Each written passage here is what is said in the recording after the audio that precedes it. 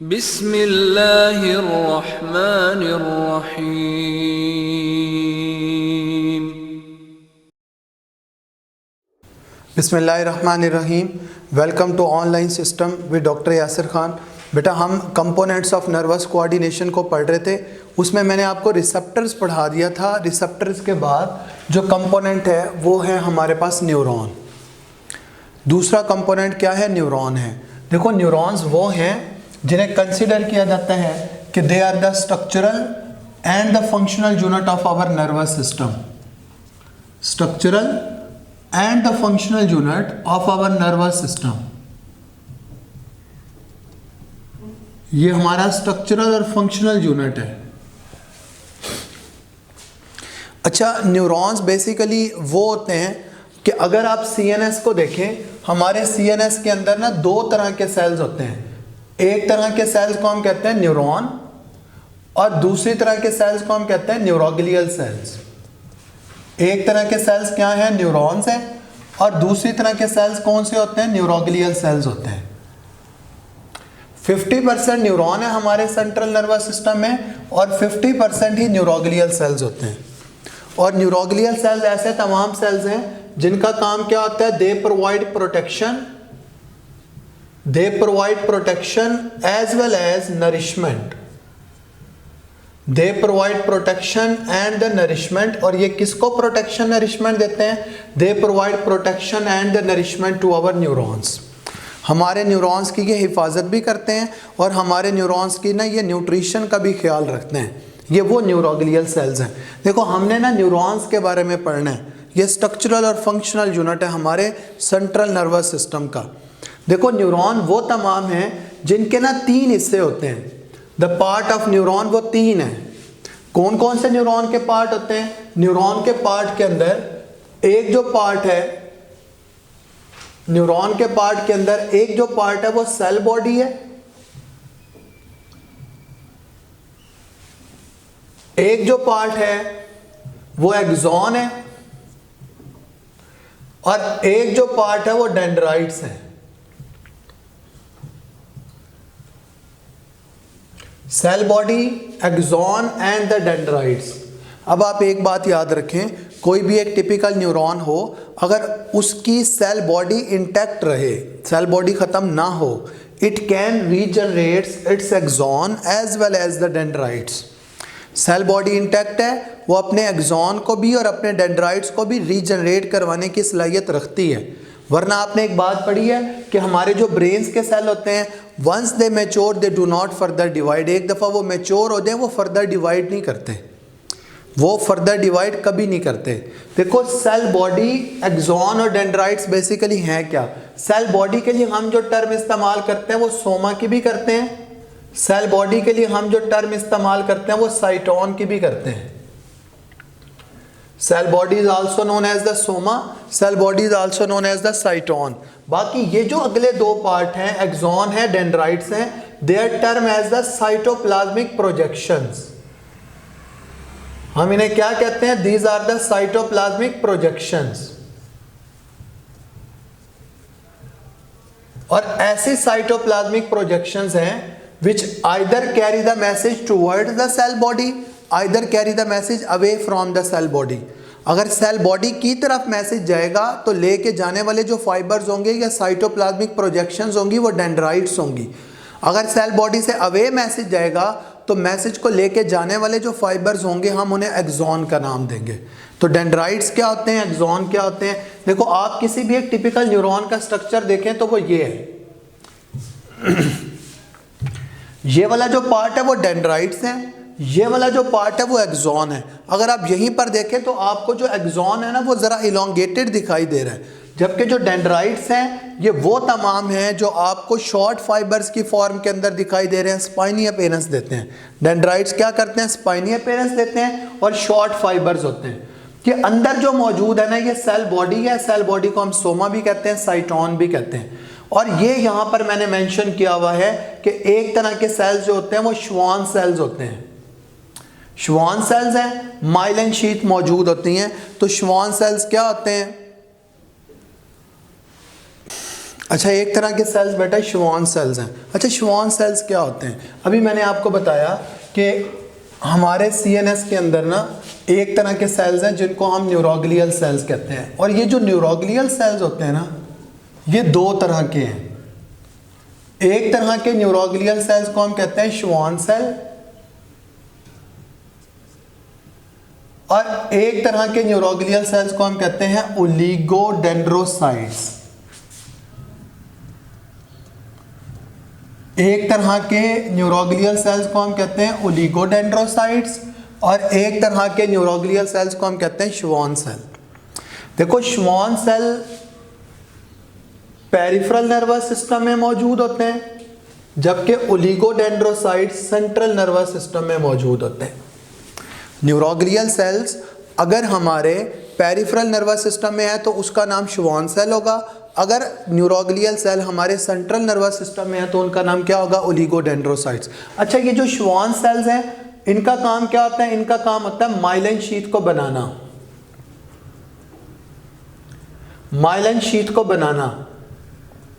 इस वजह से आप नेक्स्ट मैं करता हूं तो आपको फौरी तौर पर क्या दिखाई देगी? माइलिन शीथ दिखाई देगी जो श्वान सेल्स को सराउंड कर रही होती है। और ये जो माइलिन शीथ होती है ना, ये फैटी लेयर होती है, इंसुलेशन का काम करती है। कोई भी न्यूरॉन हो, अगर वो माइलिनेटेड न्यूरॉन होगा, उसमें मैसेज गुजरने की जो स्पीड होती है ना, वो हमेशा ज़्यादा होती है, स्पीड ऑफ नर्व इम्पल्स हमेशा ज़्यादा होती है, तो वो माइलिन शीथ है। अच्छा, ये देखो, ये माइलिन शीथ जो होती है वो कंटिन्यूअस नहीं होती, दरमियान में ना गैप्स भी मौजूद होते हैं, और ये जो गैप मौजूद है ना, हम इन गैप को क्या कहते हैं? They are the node of Ranvier. ये क्या है? नोड ऑफ रैनवेयर है। और जब भी मैसेज गुजरता है ना, इतना तेजी से गुजरता है कि आपको हमेशा जो इम्पल्स है वो एक नोड ऑफ रैनवेयर से दूसरे नोड ऑफ रैनवेयर की तरफ जंपिंग मैनर में दिखाई देती है।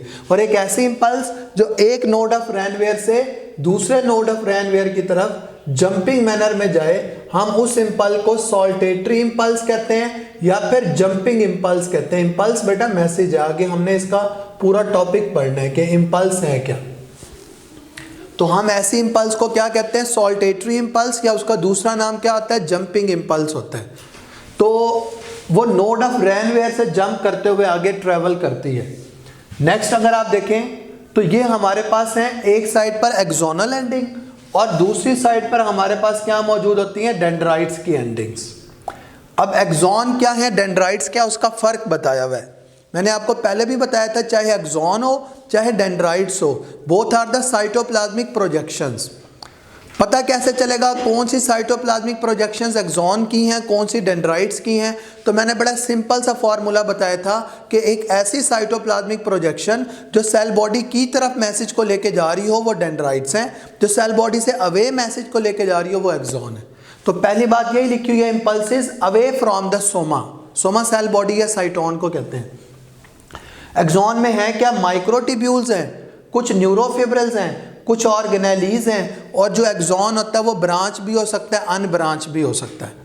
जबकि उसके बरअक्स अगर आप डेंड्राइट्स को देखें तो ये पहली लाइन में आपने करेक्शन कर लेनी है कि डेंड्राइट्स वो होते हैं which carry the message towards the Soma, which carry the message towards the Soma या साइटोन या सेल बॉडी। डेंड्राइट्स जो होते हैं वो स्पाइनी अपीयरेंस देते हैं, स्पाइनी लुक है।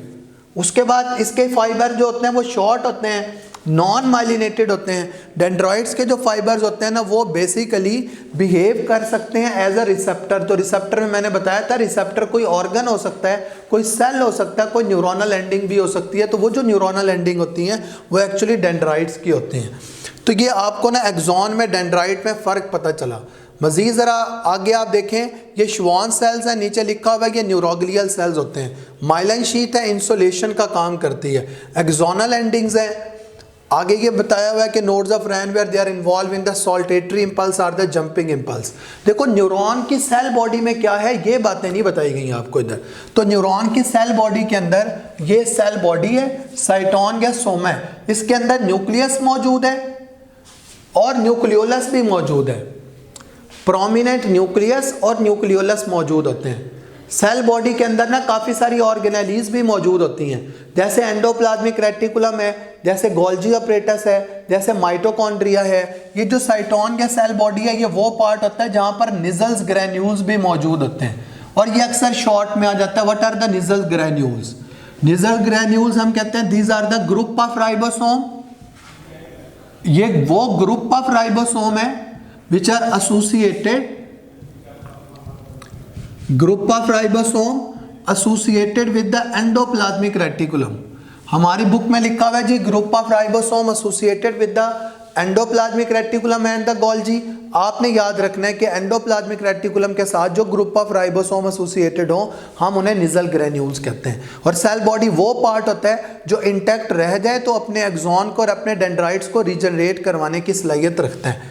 देखो न्यूरॉन की क्लासिफिकेशन क्या होती है, हम न्यूरॉन को कैसे क्लासिफाई करते हैं? न्यूरॉन को दो तरह से क्लासिफाई किया जाता है, either on the base of structure, either on the base of function. दो तरह से हम क्लासिफाई करते हैं। स्ट्रक्चर के बिहाफ पे अगर आप क्लासिफाई करते हैं तो तीन कैटेगरीज हैं, यूनिपोलर न्यूरॉन, बाइपोलर न्यूरॉन और multipolar neuron. On the base of structure if we classify the neurons, तो ये या तो यूनिपोलर है या बाइपोलर है या मल्टीपोलर है। देखो यूनिपोलर न्यूरॉन एक ऐसा न्यूरॉन होता है जिसमें सेल बॉडी से अराइज होने वाली जो ब्रांच होती है वो सिर्फ एक होती है, यूनिपोल, यानी एक पोल बन जाए। सेल बॉडी से सिर्फ एक ही ब्रांच अराइज हो, सेल बॉडी हमेशा साइड पे होगी यूनिपोलर न्यूरॉन्स के अंदर, और उससे एक ही ब्रांच अराइज होगी, और वही एक सिंगल ब्रांच ना डेंड्रॉन का काम भी करेगी। डेंड्राइट्स नहीं मैं कह रहा, अगर सिर्फ एक ही ब्रांच हो तो फिर हम डेंड्रॉन कहते हैं। डेंड्राइट्स का सिंगुलर डेंड्राइट है, लेकिन अगर ब्रांच हो ही एक तो फिर हम डेंड्राइट नहीं कहते, फिर हम उसके लिए डेंड्रॉन की टर्म इस्तेमाल करते हैं। और एक पार्ट एक्सॉन है, यानी एक ही पूरी ब्रांच है, ब्रांच में हमने एक पार्ट को डेंड्रॉन मेंशन कर दिया और एक को हमने एक्सॉन मेंशन कर दिया। कैसे पता चलेगा कौन सा पार्ट डेंड्रॉन है, कौन सा पार्ट एक्सॉन है? अगेन वही बात है कि एक ऐसा पार्ट जो मैसेज को सेल बॉडी की तरफ लेके आ रहा हो वो डेंड्रॉन है, एक ऐसा पार्ट जो मैसेज को सेल बॉडी से अवे लेके जा रहा हो वो क्या होता है? एक्सॉन होता है। समझ आई बात? तो यूनिपोलर न्यूरॉन में सेल बॉडी साइड पर पड़ी हुई है, एक ही पूरी ब्रांच है, और वो ब्रांच डेंड्रॉन का काम भी कर रही है, वो ब्रांच एक्सॉन का काम भी कर रही है। तो एक ऐसा पार्ट जो सेल बॉडी की तरफ मैसेज को लेके आ रहा हो वो डेंड्रॉन है, जो सेल बॉडी से अवे लेके जा रहा हो वो एक्सॉन है। और यूनिपोलर न्यूरॉन्स की एग्जांपल क्या है? हमारे जो सेंसरी न्यूरॉन्स होते हैं they are the unipolar neurons. Our sensory neurons are the unipolar neurons. अच्छा, कुछ वो भी न्यूरॉन्स हैं जिन्हें हम बाइपोलर न्यूरॉन्स कहते हैं। ऐसे तमाम न्यूरॉन्स होते हैं जिनमें सेल बॉडी से दो ब्रांचेज अराइज होंगी, सेल बॉडी से दो ब्रांचेज अराइज होंगी, हम ऐसे न्यूरॉन्स को बाइपोलर न्यूरॉन्स कहते हैं। देखिए ये सेल बॉडी सेंटर में है, एक ब्रांच ऊपर अराइज हो रही है, एक ब्रांच नीचे अराइज हो रही है, एक ब्रांच डेंड्राइट्स का काम कर रही है, एक ब्रांच एक्सॉन का काम कर रही है। तो दो तरह की ब्रांचेज अराइज हो रही हैं, हम ऐसे न्यूरॉन को बाइपोलर न्यूरॉन्स कहते हैं। कुछ वो हैं जो मल्टीपोलर हैं। मल्टीपोलर में आप देखें सेल बॉडी दरमियान में है, लेकिन सेल बॉडी से देखो एक ब्रांच ये निकल रही है, एक ये निकल रही है, एक ये निकल रही है, ये निकल रही है, ये निकल रही है, यानी सेल बॉडी से सेवरल ब्रांचेज अराइज हो रही हैं। यहाँ क्या था? सेल बॉडी से एक ही निकलती थी, वो आगे जाके ब्रांचेस देती थी। यहाँ से सेल बॉडी से सेवरल ब्रांचेस अराइज हो रही हैं, और नीचे वाला पार्ट जो है वो इलोंगेटेड पार्ट है, वो क्या है? एक्सॉन है। तो हम ऐसे न्यूरॉन को क्या कहते हैं? मल्टीपोलर कहते हैं, कि एक ऐसा न्यूरॉन जिससे सेवरल ब्रांचेस अराइज हो। एग्जाम्पल बताता हूँ। बाइपोलर न्यूरॉन में जो एग्जाम्पल है वो एसोसिएटिव न्यूरॉन। हमारे जो एसोसिएटिव न्यूरॉन है, ये जिनका दूसरा नाम इंटर न्यूरॉन है, ये बाइपोलर न्यूरॉन है। जबकि मल्टीपोलर न्यूरॉन में हमारे जितने मोटर न्यूरॉन्स हैं, मोटर न्यूरॉन सारे मल्टीपोलर हैं, और एसोसिएटिव न्यूरॉन भी कुछ मल्टीपोलर होते हैं। तो बड़ा सीधा सा कुलिया है कि all the sensory neuron are the unipolar, all the motor neurons are the multipolar and the associative neurons are bipolar as well as the multipolar। समझ आई बात? तो ये मैंने आपको बताया न्यूरॉन्स के classification on the base of structure. अब अगर आप न्यूरॉन्स को देखें तो हम फंक्शन की बिहाफ पे भी क्लासिफाई करते हैं, और on the base of function neurons की तीन कैटेगरीज हैं। एक तरह के न्यूरॉन को हम कहते हैं जी न्यूरॉन है सेंसरी न्यूरॉन है, एक तरह के न्यूरॉन हमारे कौन से हैं? सेंसरी न्यूरॉन है। एक तरह के जो न्यूरॉन है वो हमारे एसोसिएटिव न्यूरॉन है, और एसोसिएटिव न्यूरॉन को हम इंटर न्यूरॉन्स भी कहते हैं। और एक तरह के जो न्यूरॉन है वो हमारे मोटर न्यूरॉन्स हैं।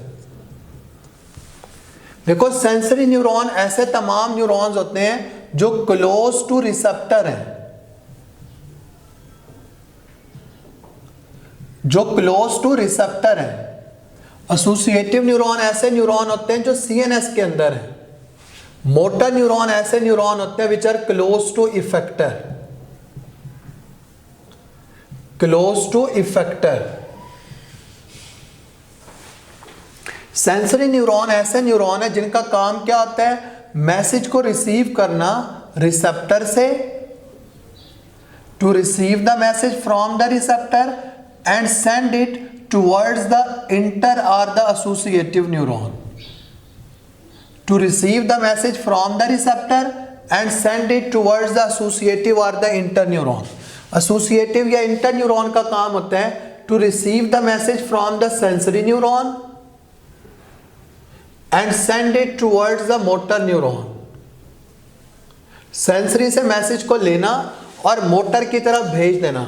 मोटर वो होते हैं which receive the message from the inter और the associative neuron and send it towards the effector, और इफेक्टर की तरफ भेज देना।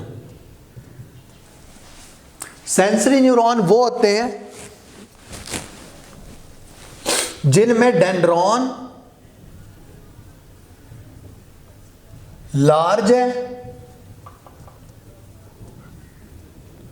और एक्सॉन शॉर्ट है। लेंथ ऑफ द डेंड्रॉन बड़ी होती है, लेंथ ऑफ द एक्सॉन क्या होती है? शॉर्ट।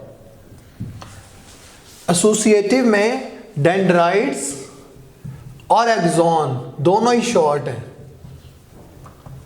डेंड्राइट्स, एक्सॉन दोनों ही क्या है? शॉर्ट। जबकि मोटर न्यूरॉन के अंदर जो डेंड्राइट्स होते हैं वो शॉर्ट है,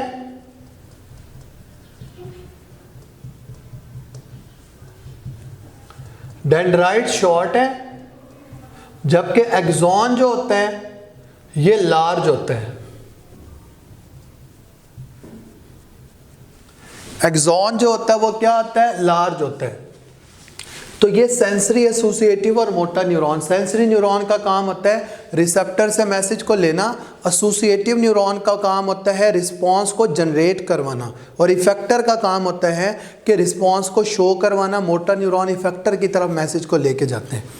देखो, इसके साथ ना रिलेट करता हुआ टॉपिक है रिफ्लेक्स आर्क और रिफ्लेक्स एक्शन की। आपको अभी समझ नहीं आएगा, जब मैं आपको सीएनएस के अंदर स्पाइनल कॉर्ड पढ़ा दूंगा तो आपको ये बातें समझ आएंगी। अभी आपको ये बातें समझ नहीं आएंगी, इस वजह से ये वाला टॉपिक अभी नहीं बता रहा कि जी रिफ्लेक्स आर्क क्या होता है, रिफ्लेक्स एक्शन क्या होता है और इसमें कौन कौन से कंपोनेंट्स इन्वॉल्व होते हैं। वो आप जब स्पाइनल कॉर्ड पढ़ लोगे तो आपको ये वाली बात समझ आएगी, ऐसे आपको समझ नहीं आएगी। नेक्स्ट हमारे पास है नर्व इम्पल्स। नर्व इम्पल्स क्या होती हैं? These are the wave of electrochemical changes, और ऐसी वेव ऑफ इलेक्ट्रोकेमिकल चेंजेस होती हैं which travel along the length of a neuron, which travel along the length of a neuron. और कोई भी मेम्ब्रेन है ना, उसमें एक टिपिकल पोटेंशियल एग्जिस्ट करता है, हम उसे मेम्ब्रेन पोटेंशियल कहते हैं। और वो मेम्ब्रेन पोटेंशियल ना दो तरह का होता है। एक वो मेम्ब्रेन पोटेंशियल है which is known as the resting membrane potential, और एक वो है which is known as the active membrane potential, या फिर हम उसे एक्शन मेम्ब्रेन पोटेंशियल भी कहते हैं। एब्रीवेशन में अगर आप लिखो तो आप उसको RMP और इसको आप AMP लिखते हो, रेस्टिंग मेम्ब्रेन पोटेंशियल और द एक्शन मेम्ब्रेन पोटेंशियल या एक्टिव मेम्ब्रेन पोटेंशियल। दो तरह के पोटेंशियल होते हैं। यानी आपने देखा ना, हमारा जो न्यूरॉन है ना, ये मैसेज को कंडक्ट करवा रहा है। अगर वो मैसेज को भेज रहा है इसका मतलब है वो इस वक्त एक्शन मेम्ब्रेन पोटेंशियल की हालत में है। अगर कोई हमारा न्यूरॉन है वो मैसेज को कंडक्ट नहीं करवा रहा तो हम कहेंगे it is present in the resting membrane potential. तो रेस्टिंग मेम्ब्रेन पोटेंशियल और एक्शन मेम्ब्रेन पोटेंशियल, ये वाला टॉपिक इंपॉर्टेंट लॉन्ग है, याद रखिएगा, सबसे इंपॉर्टेंट लॉन्ग है। देखो इसके अंदर होता क्या क्या है। ये जो रेस्टिंग मेम्ब्रेन पोटेंशियल होता है, पहले आप उसकी डिटेल देखो। कोई भी एक टिपिकल न्यूरॉन होगा, ये एक न्यूरोनल सेल है। During the resting membrane potential इस टिपिकल न्यूरोनल सेल के अंदर नेगेटिव चार्ज होता है और बाहर पॉजिटिव चार्ज होता है। कोई भी एक न्यूरोनल सेल है, अगर वो रेस्टिंग मेम्ब्रेन पोटेंशियल में है तो उस रेस्टिंग मेम्ब्रेन पोटेंशियल के दौरान उस न्यूरोनल सेल के अंदर नेगेटिव चार्ज होगा, बाहर पॉजिटिव चार्ज होगा। उसकी वजह क्या बनेगी? कुछ ना नेचुरल आयनिक कंसंट्रेशन होती है, पहले आप उसको देख लो। नेचुरल आयनिक कंसंट्रेशन को देखें तो हमें अंदाजा होता है कि ये जो न्यूरोनल सेल है ना, इसके अंदर ना पोटाशियम आयन है नेचुरली। पोटाशियम आयन है और वो पोटाशियम आयन कितना होता है?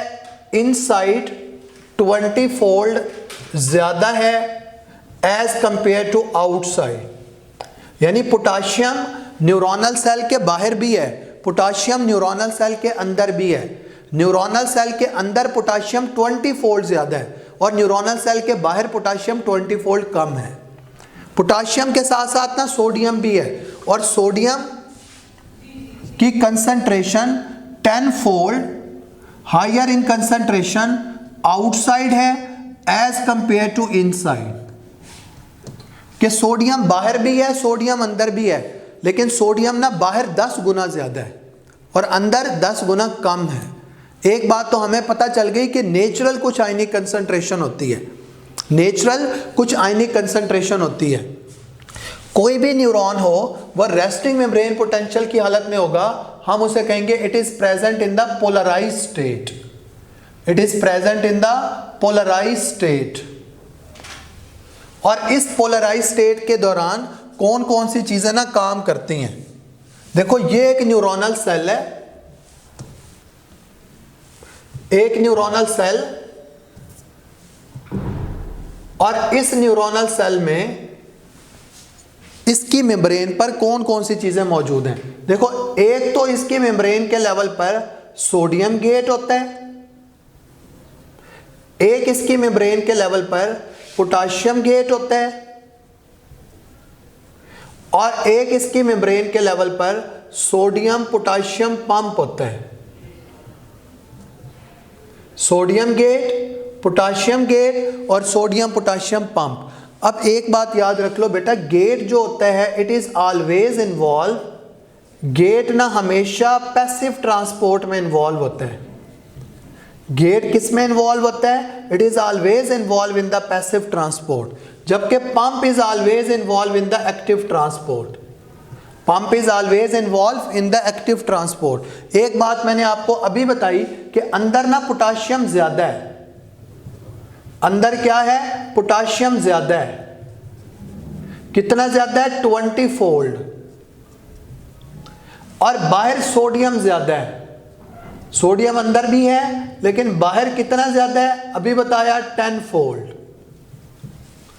अब हमने ये बात देखनी है कि रेस्टिंग मेम्ब्रेन पोटेंशियल में ना कौन कौन सी चीजें काम करेंगी।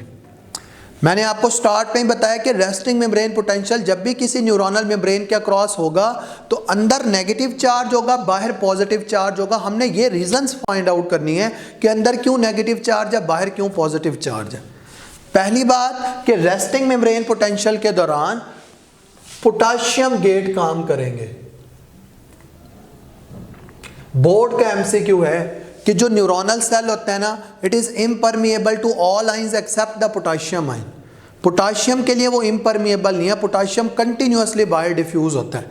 तो रेस्टिंग मेम्ब्रेन पोटेंशियल में पोटाशियम गेट काम करेगा। देखो, जब पोटाशियम गेट काम करेगा तो पोटाशियम को किधर जाना चाहिए?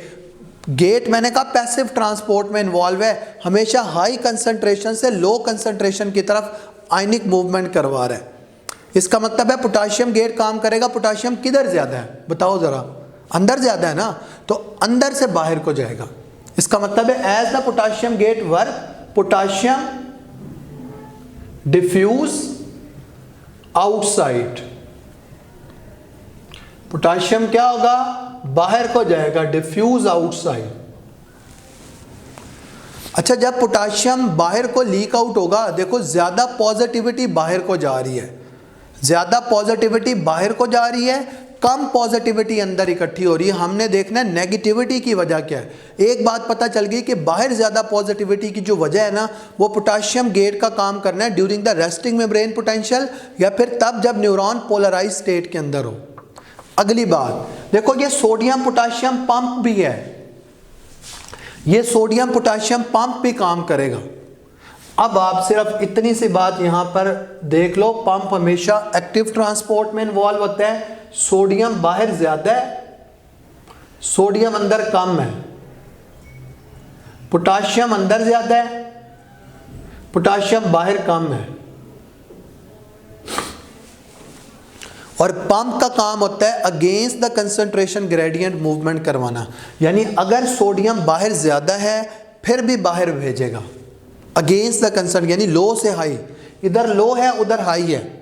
इसका मतलब है सोडियम पोटाशियम पंप काम करेगा तो सोडियम किधर जाएगा, कम से ज्यादा की तरफ, और जब पोटाशियम पंप काम कर रहा है इसी के साथ तो फिर पोटाशियम बाहर से अंदर की तरफ आएगा, क्योंकि पोटाशियम बाहर कम है अंदर ज़्यादा है, तो against the concentration gradient low to high की तरफ मूवमेंट होनी है। तो सोडियम पोटाशियम पंप जब काम करेगा तो 3 सोडियम आइंस आउटसाइड जाएंगे और उसके रिस्पॉन्स में 2 पोटाशियम आइंस इनसाइड मूव करेंगे। For the every time working of the sodium potassium pump, sodium क्योंकि बाहर ज्यादा है अंदर कम है तो अंदर से बाहर जाएंगे, कितने जाएंगे, 3 सोडियम आइंस जाएंगे, और पोटाशियम अंदर ज्यादा है बाहर कम है तो फिर बाहर से अंदर की तरफ। For pumping of each 3 sodium ions outside the neuronal membrane, 2 potassium ions are pumped inside the neuronal membrane. इसका मतलब है कि अगर 3 सोडियम बाहर जा रहे हैं तो 3 पॉजिटिव बाहर जा रहे हैं, और 2 पोटाशियम अंदर आ रहे हैं तो 2 पॉजिटिव अंदर आ रहे हैं। ज़्यादा पॉजिटिविटी कहाँ इकट्ठी हो रही है, बाहर इकट्ठी हो रही है।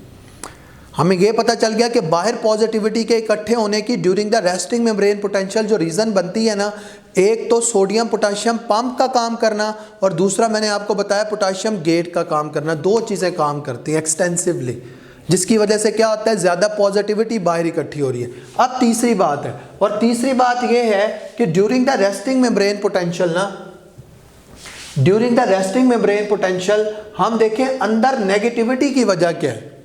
इनसाइड द न्यूरोनल सेल ना ऑर्गेनिक एसिड होते हैं, और वो तमाम ऑर्गेनिक एसिड जिन पर ना नेगेटिव चार्ज होता है, जैसे आप देख लो आरएनए है, जैसे आप देख लो अमाइनो एसिड्स हैं, जैसे आप देख लो प्रोटीन्स हैं, वो कुछ हमारे पास मौजूद होते हैं particularly organic molecules abundant inside the neuronal cell जिन पर नेगेटिवली चार्ज होता है, और इनके नेगेटिवली चार्ज होने की वजह से न्यूरोनल सेल के अंदर ना नेगेटिविटी क्रिएट हो जाती है। जब न्यूरोनल सेल के अंदर नेगेटिव हो और बाहर पॉजिटिव हो, हम उस न्यूरोनल सेल को कहेंगे कि रेस्टिंग मेम्ब्रेन पोटेंशियल की हालत में। और जब आप उस एक टिपिकल सेल के साथ वोल्ट मीटर को कनेक्ट करके वोल्टेज को चेक करेंगे तो आपको अंदाजा होगा कि उस न्यूरोनल सेल का जो वोल्टेज है वो -70 मिली वोल्ट या -0.07 वोल्ट है।